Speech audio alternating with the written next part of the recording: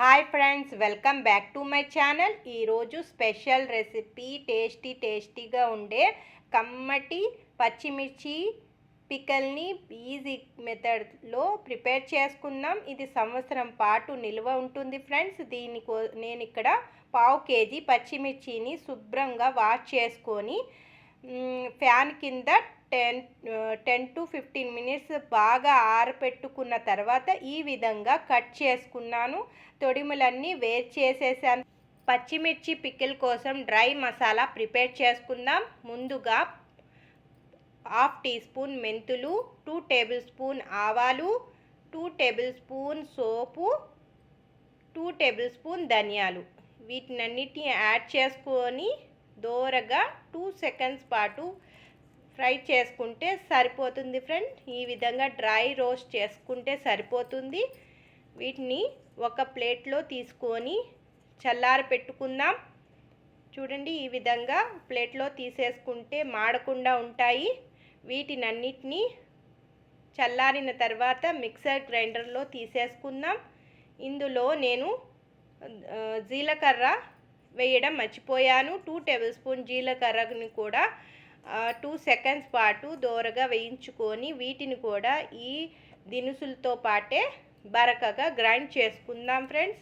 ఇక్కడ పావు కేజీ పచ్చిమిరపకాయల కోసం నేను పావు కప్ ఆయిల్ని యాడ్ చేసుకున్నాను. ఇదైతే కరెక్ట్గా సరిపోతుంది. ఆయిల్ హీట్ ఎక్కింది. ఇందులో 1 టీ స్పూన్ కలోంజీ యాడ్ చేసుకున్నాను. ఇందులోనే నేను గింజలు లేకుండా కట్ చేశాక గింజలు లేకుండా పచ్చిమిర్చి మొత్తాన్ని యాడ్ చేసేసుకున్నాను. ఇప్పుడైతే నేను స్టవ్ కట్టేశాను ఫ్రెండ్స్. ఈ హీట్లోనే పచ్చిమిర్చి మగ్గిపోతుంది, సరిపోతుంది. ఇంకా హీట్ అవసరం లేదు.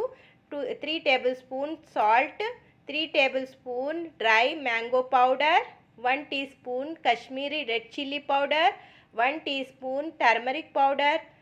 ఇందాక మనం డ్రై రోస్ట్ చేసుకొని బరకగా గ్రైండ్ చేసుకున్న పౌడర్ని కూడా యాడ్ చేసేసి మంచిగా మిక్స్ చేసుకుంటే మన పికెల్ సంవత్సరం పాటు నిల్వ ఉండే పచ్చిమిర్చి పికెల్ ఈజీగా ప్రిపేర్ అయిపోయింది ఫ్రెండ్స్. చూడండి, మనకి ఇంకా పుల్లదనం కావాలనుకుంటే ఒక నిమ్మకాయ కూడా యాడ్ చేసుకుంటే చాలా పుల్లగా ఉంటుంది. చాలా టేస్టీగా, కారం అనేది తెలవదు ఫ్రెండ్స్. ఇది అయితే చాలా టేస్టీగా కుదురుతుంది. చూడండి, దీన్ని ఒకసారి మీరు కూడా ట్రై చేయండి ఫ్రెండ్స్.